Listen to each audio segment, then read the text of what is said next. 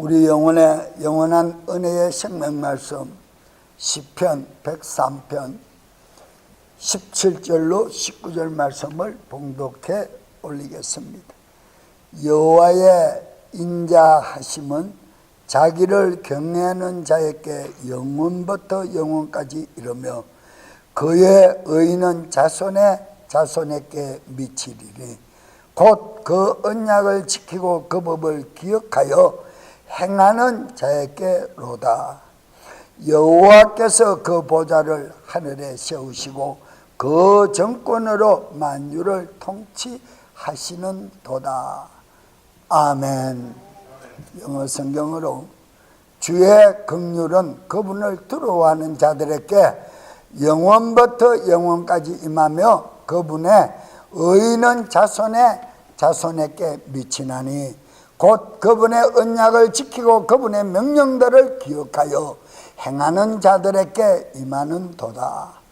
주께서 자신의 왕자를 하늘들에 예비하셨으므로 그분의 왕국이 모든 것을 다스리는 도다.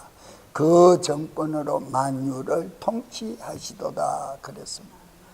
봉독해 올린 본문 말씀에 의하여 모든 섭리는 성도들에게 선을 이룬다. 다 같이 모든 섭리는 성도들에게 선을 이룬다. 성도들에게 선을 이룬다 라는 말씀을 요약해서 드리고자 합니다. 하나님은 현 세상 만물을 말씀으로 다스리심을 믿으십니까? 이 말씀은 본문 19절 말씀에 정권으로 만유를 통치하신다라고 기록했습니다. 정권으로 당신의 권능으로 말씀으로 지으신 이 우주 전체 만물을 다스린다. 거기에는 영적 존재인 우리 인간들까지도 다 포함되어 있음을 잊지 마시기를 바랍니다. 즉 하나님의 명령, 각양으로 역사하는 섭리를 통하여 역사하시고 통치하신다는 말씀이 되겠습니다. 어떤 섭리 중에서라도 하나님은 말씀으로, 그 지혜로, 또한 말씀으로 기록한 그 영으로 우리를 다스려 주신다, 보호하여 주신다. 이렇게 말씀을 이어가겠습니다. 첫째, 모든 것이 선을 이루는 것은 하나님의 섭리 때문이다. 이것이 하나님의 경륜을 얘기하는 것입니다. 하나님의 섭리 때문인 것이다. 이 세상 만물들은 제2의 원인들, 즉 인간의 조언이나 일월성신의 지배를 받는 것이 아니라 하나님의 섭리의 통제를 받는다. 일월성신도 하나님의 입술로 선포하신 말씀으로 지어졌음을 믿으십니까? 해가 있으라, 달이 있으라, 물과 물을 나뉘어라, 궁창과 궁창을 나뉘어라. 혼돈한 흑암 안에, 캄캄한 어둠 안에 모든 것이 소용돌이치는 그 안에서 창세기 1장에 기록하고 있습니다. 하나님께서 말씀으로 명령하니까 명령대로 그대로 떨어지는 명령 그대로 이루어졌음을 믿으시기를 바랍니다. 그리고는 하나님께서 그냥 지었다로 만족하는 것이 아니라 지은 것에 대하여 좋았더라 그랬어요. 좋아하셨다, 기뻐하셨다 그랬습니다. 그런데 인간들이 살아가면서 하나님이 좋아하신 모든 만물의 조화를 이루시게끔 만드신 그 피조계를 다시 인간의 지혜와 모든 학문, 학식, 모든 연구 결과를 거듭하여 더 나은 것을 만들려고 자꾸 도전을 하니까, 챌린지를 하니까 문제가 생기는 것이다. 우리가 피조물이 아무리 하나님의 어떤 만든 것에 챌린지를 한다, 도전을 한다 해도 하나님의 완전하신 그 모습만큼은 이상은 따라갈 수가 없어요. 흉내는 낼 수 있을지 몰라도 따라갈 수가 없어요. 저는 확신합니다. 어제 그저께 뉴스를 보니까 강아지, 로봇 강아지가 사람이 말하는 것보다 더 말을 잘하는 로봇 강아지를 만들었더라고요. 로봇 강아지를. 그러나 그 로봇 강아지가 아무리 사람 말을 흉내를 잘 내고 잘 듣고 따라서 생각을 해서 인공지능을 통해서 생각을 해서 말을 한다 할지라도 그 안에 감정이 있습니까? 없습니까? 확실합니까? 하나의 기계에 불과한 것이다. 그러나 사람과 사람은, 영적 존재는 감정이라는 기능이 있어서 교통하는 것이 있다 이 말이에요. 내가 자녀를 사랑하는 것도 내가 정말 성령의 열매고 내가 만든 자식이기 때문에 사랑해야 되는 의무가 있다는 것이 아니라 감정을 통해서 그 의무를 발달시키니까 당연한 것이다 이 말이에요. 그런데 감정이 없는 노봇과 어떤 얘기를 한다고 해서 모르겠어요. 연세 많으신 분들이, 정신적으로 고통당하시는 분들이 치매 예방은 조금 될런지 모르겠습니다. 그러나 그 안에 감정이 없기 때문에 마지막으로는 결론적인 영적 도움은 아무것도 줄 수가 없다는. 우리는 보이지 아니하시는 성령님을 통하여 우리 안에 역사하실 때 성령님 안에 무엇이 함께 역사하기 때문에 우리가 위로를 받고 보호를 받고 그렇게 됩니까? 하나님 전인격에 감정이 포함되어서 그 감정이 나와 교통을 하기 때문에 이루어지는 것이라고 저는 확신합니다. 그런데 하나님 아버지의 전인격의 영이신 성령님의 감정이 없다면 로봇 강아지하고 말하는 것이나 무엇이 다르겠느냐. 그런데 우리가 성령에 충만하고 성령에 충만한 찬송을 드리면 내 마음에 기쁨이 있고 찔림이 있고 부끄러움이 오고 눈에 눈물이 맺히고 하는 것은, 입가에 웃음이 미소가 띄어지는 것은 그분의 영의 인격의 감정이 교통을 하기 때문에 무엇인가 미세한 표현이 나타나는 것이다. 그래서 너희는 항상 성령으로 충만하고 항상 기뻐하고 모든 것에 기뻐하고 또 기뻐하라 그러시지 않느냐. 그래, 그분이 감정이 없다면 그분과 교통할 수가 없지요. 기도하면서 왜 웁니까? 아버지라는 그 단어를 부를 때 아버지라는 그 단어 안에 아버지의 인격에 감정이 포함되어 있기 때문에 그 영어로 교통하기 때문에 부르니까 마음이 평안을 얻고 마음이 찡하고 그런 것이다. 여러분, 섭리에는 세 가지 사안이 있는데요. 하나는 하나님의 의지입니다. 능력입니다. 또 하나는 하나님의 결정입니다. 뜻입니다. 뜻. 그리고 그러니까 하나님의 결정, 이 하나님의 뜻이라는 것을 알아야 섭리도 우리에게 선을 이룬다는 것을 알고, 하나님의 예지라는 것을, 영감이라는 것을 알아야 하나님이 나를 사랑하시니까 이런 외길을, 가시밭길 같은 험난한 길을 가지 않게끔 미리 나를 막아주시는구나 알 수가 있다 이 말이에요. 그러니까 이게 전부 감정이야. 하나님의 인격의 감정으로 교통하는 것이다. 그리고 모든 만물들에는 시기와 사건들을 지시하는 하나님의 명령이 들어가야 된다. 그래서 우리에게 전달해 주시는 새 언약의 이 의의 뜻깊은 말씀은 우리에게 개역 성경에는 계명의 계명이라 그러지만은 계명, 첫째도 계명, 둘째는 언약의 말씀은 명령으로 우리에게 선포하셨다고 영어 성경은 기록하고 있다. 그래서 제가 두 가지 성경을 다 봉독해 드린 거예요. 언약의 말씀이, 새 언약의 말씀이 은혜 시대 성도들에게는 무엇으로 온다고요? 명령으로 와닿는 명령. 구약 성도들에게 십계명은, 첫째 계명은 무엇으로 와닿았어요?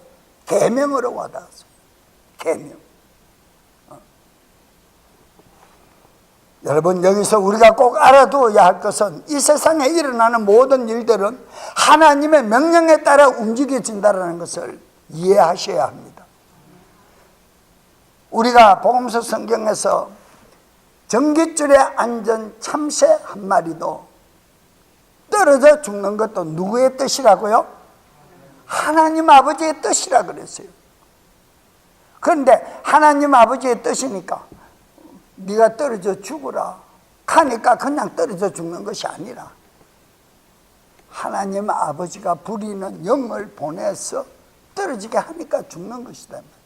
그러나 땅에 떨어져도 살게 하시면 살 수 있다 이 말이야. 죽지 않고 떨어지는 걸로 끝낼 수가 있지만은 죽는다 그랬어요. 그러니까 죽고 사는 모든 문제도 누구에게 있다? 하나님 주권 안에 있다라는 거예요. 아멘. 그래서 우리는 아무것도 내 자의로 모든 것을 표현하고 살아갈 수가 없어요. 제가 이번에 한국의 선교차에도 그런 말을 했습니다. 지금도 저는 그렇고요. 행복한 사람 나와봐라. 그러면 나는 먼저 손들고 나갈 수 있냐? 나는 가장 행복한 사람이다. 주장할 사람 손들고 나와. 아멘 하고 나갈 수 있다. 이유는 그 아버지가 내 안에 함께하고 계시기 때문에. 나는 그 아버지가 명령하시는 모든 말씀을 따라 행할 수 있는 마음의 준비 자세가 갖추어져 있기 때문에 무엇이든 따라 순종하고 무엇이든 따라 갈 수 있겠다고 저는 확신하기 때문에. 누구를 위해요? 그분의 인격의 영이신 성령님에 의하여 내 각오는 세워져 있기 때문에. 그래서 그냥 하는 말이 아니라 아브라함에게 하나님께서 너는 우르와 갈대를 떠나라. 친족과 모든 정토와 모든 네 소유를 버리고 떠나라. 아멘 하고 떠나는 것처럼 이 시간에도 주님이 사랑하는 내 종아 그곳에 네가 필요하다. 내가 너를 보내노라. 아멘 하고 나는 갈 수밖에 없는, 명령에 순종할 수밖에 없는 종의 존재라는 것을 나는 늘 항상 고백하고 있습니다. 기도마다 그럽니다. 기도 때마다 그렇습니다. 여러분, 우리는 하나님의 명령을 거슬러 어기고 이 땅에 살아남을 존재가 아무도 없습니다. 살아남을 존재가 아무도. 제가 금요철야에도 예수님의 피와 보혈에 대한 구분을 확실하게 드려요. 그래서 우리가 요한일서 4장이나 요한2서 1장의 말씀이 In the name Jesus Christ, In the name, 육체 안에 임하신 예수 그리스도, 그리스도 예수님, 그분이 보혈이다. 그분이 보혈이다. In the name, 육체 안에 그분의 신성과 인성으로 임한 것을 믿지 않는 자는 모두가 적그리스도 영에 사로잡혀 있는 자들이다. 성경 말씀이 그런가 하니까 그 말씀이 In the name이라는 육체 안에 임하신 예수 그리스도, 그리스도 예수님이라는 그 이름을 알게 될 때 그렇지 그거는 보혈이다. 피가 아니다. 인간의 피가 아니고 짐승의 피가 아니고 보혈이다. 하나님의 위대한 보혈 신성이기 때문에 내 죄를 사할 수가 있다. 답이 나옵니다. 여러분, 하나님의 명령에 따라 모든 사물은 움직이고 있음을 잊지 마시기를 바랍니다. 모든 사물은 하나님의 명령에 의하여 움직입니다. 우리가 찬송을 드리잖아요. 말씀이 가라 하면 가고 서라 하면 서겠다. 말씀이 사람입니까? 어떻게 말을 합니까? 말씀님을 기록한 그분의 영이 감정으로 나에게 와닿으니까, 예지의 능력으로 와닿으니까 내가 가야 될 뜻도 있고 가지 말아야 될 뜻도 있고 그 말씀이 명령으로 들려오니까 내가 정하는 것이지 않느냐 이 말이에요. 그러나 하나님의 뜻 가운데서 움직이지 아니하면 불순종하는 사람이다. 성경은 그렇게 표현하고 있음을 잊지 마시기를 바랍니다. 에스겔서 1장에 보면 여러분들이 어떻게 이해를 하고 있는지 모르겠습니다만 그 1장에 바퀴들과 바퀴들의 눈들 그리고 바퀴의 움직임에 관하여 언급함이 나옵니다. 내 생물이 굴러가는데 날개가 있고 바퀴가 있고 눈이 부럭부럭하고 하나로 운행해서 굴러가더라 그랬습니다. 그것을 여러분들은 어떻게 이해를 하고 있는지 모르겠습니다. 저는 영의 세계 생물의 그룹을 연구하고 깨달은 사람으로서 말씀을 드리면 바퀴들은 우주 전체를 가리킵니다. 바퀴는 우주 전체를, 그리고 바퀴의 눈들은 하나님의 섭리를 얘기합니다. 관찰하고 불꽃 같은 눈동자 섭리를 얘기합니다. 그리고 바퀴들이 움직이는 것은 이 땅의 만물들을 움직이도록 만드는 하나님의 손길을 얘기하는 것이다. 시편 말씀에서 또 하나님의 손가락으로 무엇을 했다? 우주를 운행시킨다. 손가락으로 운행시키는 이 손가락을 접어버리는 날은 끝나버리는 것이다. 모든 운행이 끝나버려 정지 상태. 그래서 사람들이 우연이라는 말하는 것은 하나님의 섭리의 결과입니다. 우연히 이런 일이 생겼다, 우연찮게 이런 일이 생겼다, 그것도 하나님의 섭리입니다. 하나님의 섭리입니다. 그 말은 하나로 결론을 내리면 하나님의 말씀으로 우주 만물을 전체를 지으셨기 때문에 그분의 말씀으로 움직인다는 뜻입니다. 그렇게 이해를 하지 않으면 인간 사상이 들어갈 수밖에 없습니다. 뭐 꼭 그렇게 그런 것까지 하나님이 하셨을까? 이런 토다는 불평하는 부정적인 입술을 열 수밖에 없다라는 것입니다. 모든 것은 하나님의 섭리의 결과임을 믿으시기를 축원합니다. 하나님의 섭리는 이 세상 만물들에게 영향을 미칩니다. 예, 모든 일어나는 사건들이 하나님의 섭리 가운데 일어나는 거고 있는 것이라고 생각을 해야, 결론을 내려야 내 변명이 나오잖아요. 내 구차한 변명이 나오잖아요. 이해가십니까? 이해가십니까? 내 입을 벌려 변명할 수 있는 것은 하나님께서 나를 사랑하사 모든 위경에서 나를 큰일에서 막아주셨다라는 감사 표현밖에 나올 수밖에 없다, 믿는 사람의 입술에서. 그런데 어떤 사람들은 보면 막 입만 열면 불평이고 입만 열면 뭐합니까? 변명을 늘어놓지요. 자기는 옳아, 자기는 옳은데 잘못된 거예요, 상대방. 변명의 여지가 없다라는 말을 우리는 할 수 있습니다. 왜? 하나님의 모든 사건은 하나님의 섭리이기 때문에. 아멘? 변명하지 마세요. 변명 늘어놓으면, 구차하게 늘어놓으면 내 자신만 초라해져요. 초라해져요.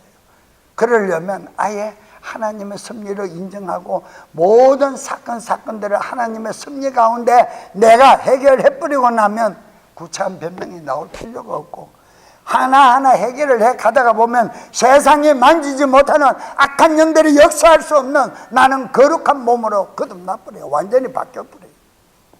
왜 아멘 안 해요? 바뀌어버려요. 이해할 수 있기를 바랍니다. 하나님의 섭리는 이 세상 만물들에게 영향을 미칩니다.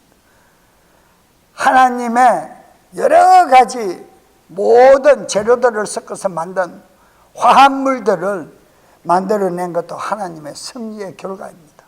섭리의 결과입니다. 그래서 성경에서 혼합된 제품을 사용하지 마라, 구약 말씀에 그런 게 있는데, 지금은 뭐 너무너무 많은 것이, 심지어는 우리가 입에 들어가는 먹거리까지 GMO, 몬산토 전부 종자 변경을 한 겁니다. 먹고 나면 다 10년, 20년 지나면 정신병자로 변할, 우울증 환자로 바뀌어버릴 그런 몬산토, GMO 식품이 막 알고 나면 먹을 것이 없답니다. 마켓에 가서 여러분들 눈으로 보고 와 보기가 좋았더라, 선악 것 같이 보이는 거 사먹지 마세요. 그게 다 몬산토, 다 GMO요. 둘째로 하나님의 자녀는 모두 행복한 상태에 있음을 알아야 합니다. 즉 나쁜 상태는 나의 감정 기복에 의해서 결정되는 거예요. 기분 나쁘다, 기분 나쁘다, 감정에 의해서 이루어지는 거예요. 감정에 의해서. 그런 말씀이 어디 있는가 보세요. 시편 112편 4절에 곧 바른 자에게는 어둠 속에서 빛이 일어나니 나나니 그런 은혜롭고 동정심이 많으며 어렵도다. 개역 성경에서는 정직한 자에게는 흑암 중에 빛이 일어나나니 그랬어요. 흑암 중에 빛이 일어난다. 어떤 자가요? 정직하고 깨끗한 자가, 바른 자가. 그러면 내 마음의 나쁜 상태는 내 마음이 정직하지 못하다는 거예요. 악한 영이 역사한다는 거예요. 감정의 기복이 있다는 거예요. 좋은 것이든 나쁜 것이든 상관없이 모든 것이 하나님의 자녀들에게는 선을 이룸을 잊지 마시길 바랍니다. 선을 이룬다. 하나님께서 나를 사랑하시기 때문에 나를 유경에서 건지시려고, 더 큰 사건에서 나를 보호해 주시려고. 아멘? 우리가 표현하는 시련은 마치 흑암과도 같습니다. 흑암. 그러니까 힘들어 모르겠다, 잠이나 자자, 이불 뒤집어 섣부려요. 깜깜한 이불 속에 들어가요. 그게 뭡니까? 무덤이잖아요. 무덤 안이 밝습니까? 깜깜합니까? 그 이불 뒤집어 서면 내가 무덤 속에, 무덤을 파는 게 아니라 내가 무덤 속에 들어가는 거예요. 이해 가십니까?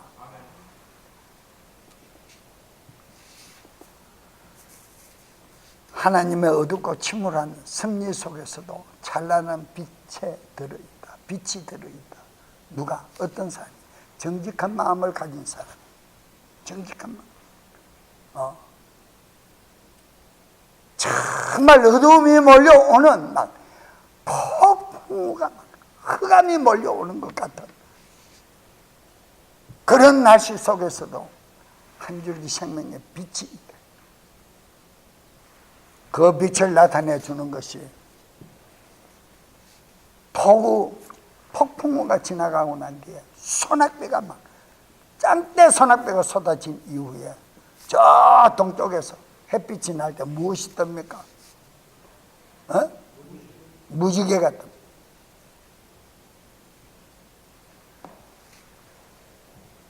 그게 한 가닥의 빛이 있다는 것을 보여줍니다. 빛이 있다.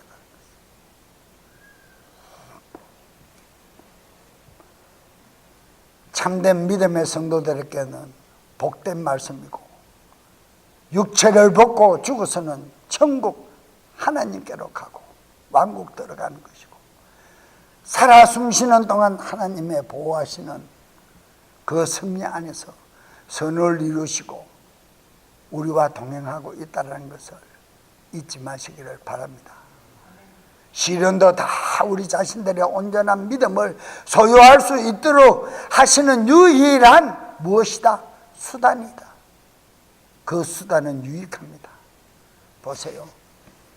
불이 금을 손상시키는 것 같이 보이지만 실상은 손상을 시키는 것이 아니라 불은 다만 금을 깨끗하게 해주는 것 뿐입니다.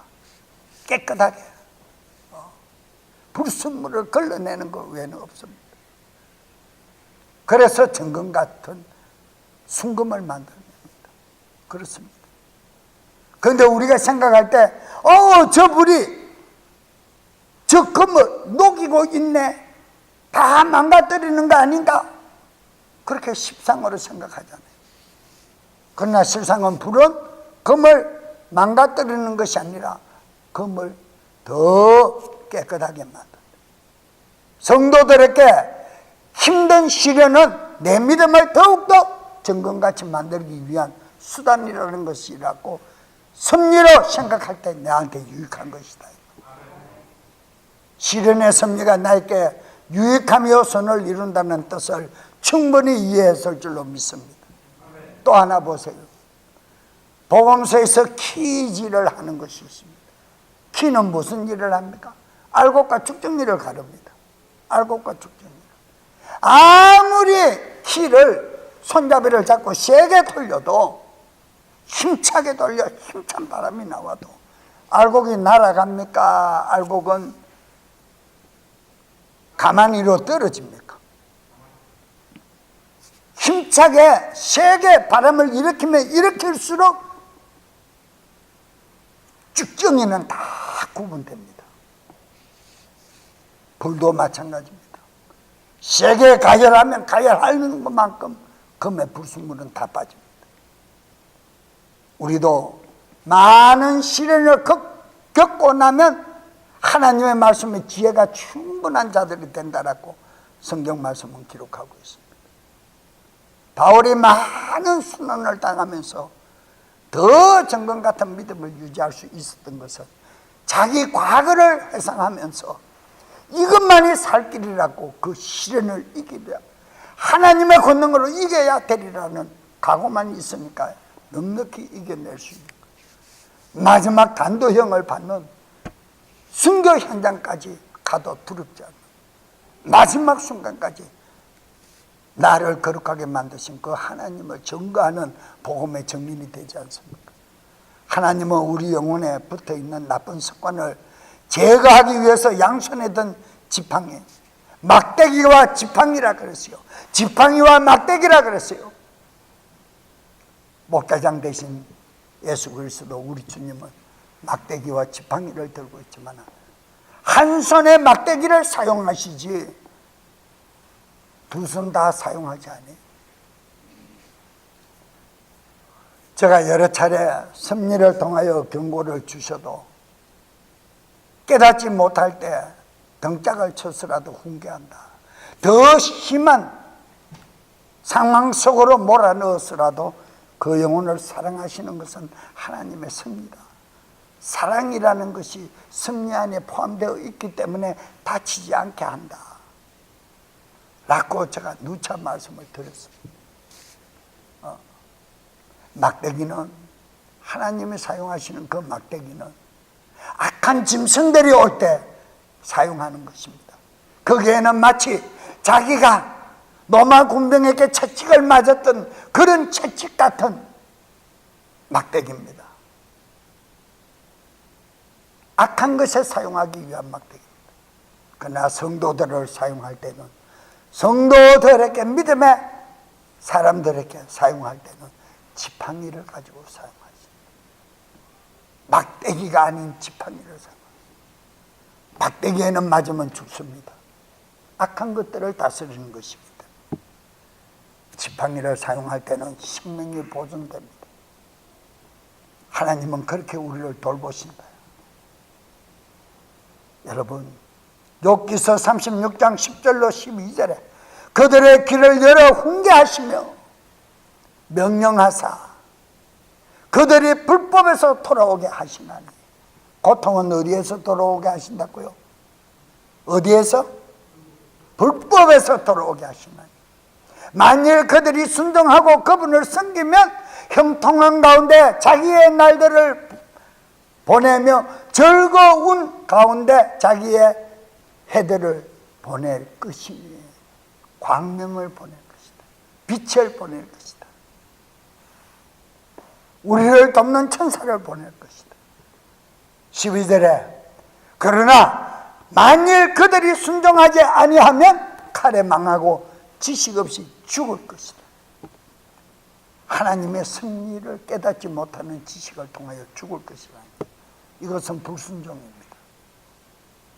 여러분, 여러 가지 고통은 믿음의 사람들에게 참으로 많은 유익을 가져다 줄 것임을 깨달으시고 깨지고 부서져야 아름다운 그리스도 향기를 낼 수 있으므로 우리에게 시련도 유익함을 잊지 마시고, 히브리서 12장 11절에 이제 어떤 징계도 그 당시에는 기쁘게 보이지 아니하고 징계를 받으면, 시련이 나에게 닥치는데 기뻐할 사람 아무도 없습니다. 처음에 고민합니다. 그러나 기도하면 하나님 지혜를 주셔서 그 시련을 헤쳐나갈 수 있는 능력을 주신다 이 말입니다. 내가 잘못된 선택을 했더라도 바른 선택을 할 수 있게끔 하나님의 영으로 나를 인도해 주신다 이 말. 할렐루야.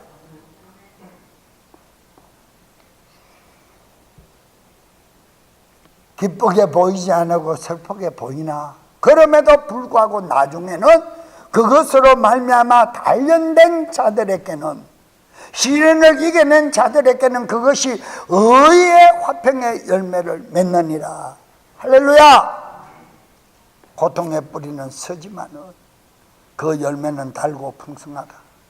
고통의 열매는, 고통의 뿌리는 서다. 너희가 두루마리를 먹어라. 먹을 때는 입안이 어땠다 그랬어요? 서다. 선대 배 속에 들어가서 나니까 어떻게 되더라? 꿀송이 같이 달더라. 감당하려면 힘든다. 그러나 그것을 감당하고 나면 기쁨이 나온다. 할렐루야. 말씀이 지혜를 잘 하셔요. 아무리 위험할지라도 그 길은 가장 유익하고 좋은 길이 될 것임을 잊지 마시고, 고린도후서 4장 16절에 이런 까닭에 우리가 낙심하지 아니하노니 기쁨이 있는 것을 알았으니, 바울은 낙심하지 않는다. 내가 낙심하지 않은 것처럼 내가 이 말을 전할 때 그 각양의 선교지의 성도들이 이 말을 듣고 기뻐하는 것처럼 너희도 지금 기뻐하라. 확실하라. 우리의 그 사람은 썩어 없어져도 속 사람은 날마다 새로워지는도다.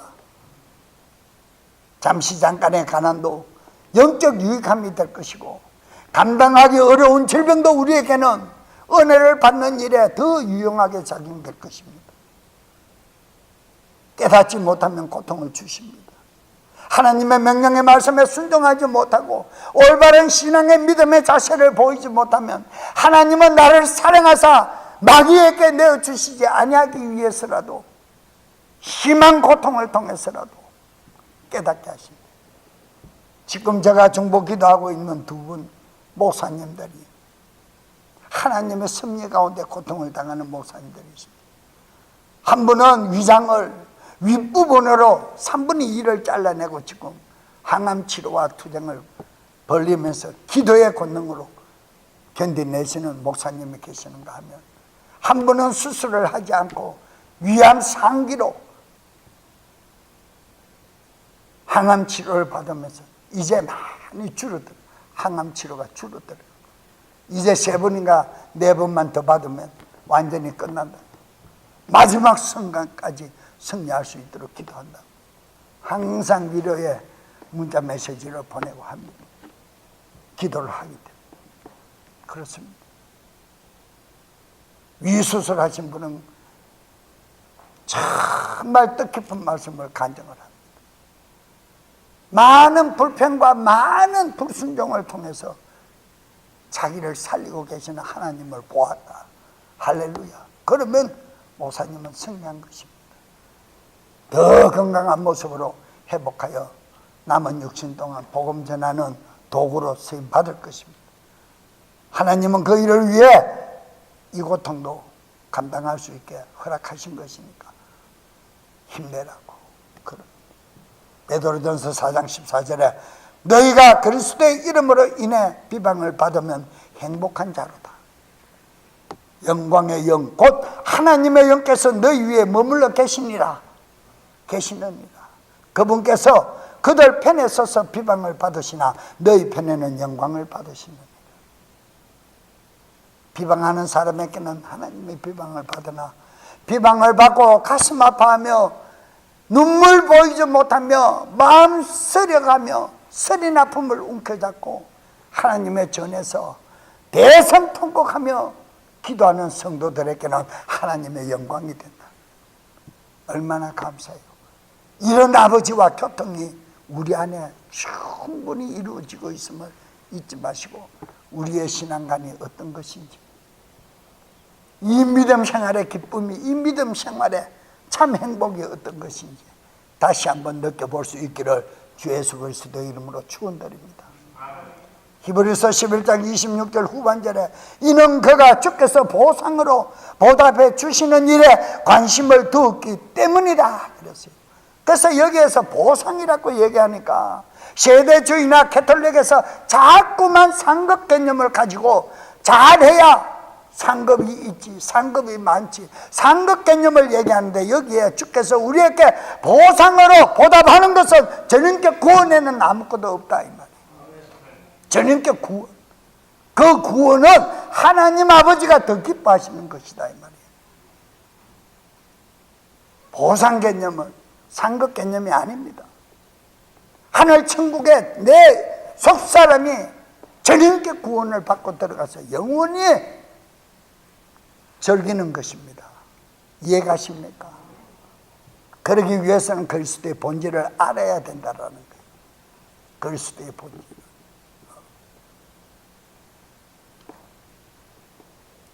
우리는 경기를 할 때도 그렇습니다. 경기에 누를 모르고 들어가면 반칙만 하다가 퇴장당할 것입니다. 11명의 축구하는 사구 선수들이 나가가 국제 경기에서 경기를 하다가 축구에 누를 모르고 반칙만 하고 나면 한두 사람 반칙을 해가 퇴장당하면 몇 명이 합니까? 11대 9로 뛰어야 돼요. 11대 9로 뛰어가지고 이길 확률이 있습니까? 없어요. 확실합니다. 천국에 들어가기 위해서는 그분의 본질을 알아야 돼. 그 다음에 무엇을 한다? 내가 하나님의 명령의 말씀의 승리를 통하여 훈련되어 가면 되는 거야. 근데 그분의 본질을 모르고는 그분의 승리를 내한테 닥치면 아무리 이런 메시지를 전해줘도 고통으로밖에 받아들일 수, 불평으로밖에 받아들일 수밖에 없는 것이다. 그러나 그분의 본질을 아니까 아니구나. 이해할 수 있기를 축원합니다. 내가 고난을 당하지 않았다면 망했을 것이다. 바울은 그렇게 얘기합니다. 내가 쫓기는 도망자 신세가 되지 않았다면 죽었을 것이다. 이거는 누가 얘기합니까? 다윗이 얘기합니다. 사울에게 쫓기는 신세가 되지 않았다면 죽었을 것이다. 내가 건강한 재산을 잃지 않다면 내 영혼을 잃었을 것이다. 내 소유라고 주장하고 있었더라면 부자 청년처럼 내 혼의 인격은 구원을 이루지 못할 것이다. 부자 청년이 돌아가니까 예수님께서 뭐라고 말씀하셨습니까? 심히 민망히 여기신다. 불쌍하게 여기신다. 우리도 내 가진 내 소유가 아님을 깨달으시고 그리스도 영광을 위하여 아낌없이 그분의 영광에 참여할 수 있기를 축원합니다. 하나님의 많은 섭리를 감당하고 축복을 누리는 우리 남은 믿음의 인생길에서 이런 간증 드릴 수 있는 모두가 되시기를 우리 주 예수 그리스도 이름 받들어 축원드립니다. 다 같이 통성으로 주여 한번 부르짖고 기도합니다.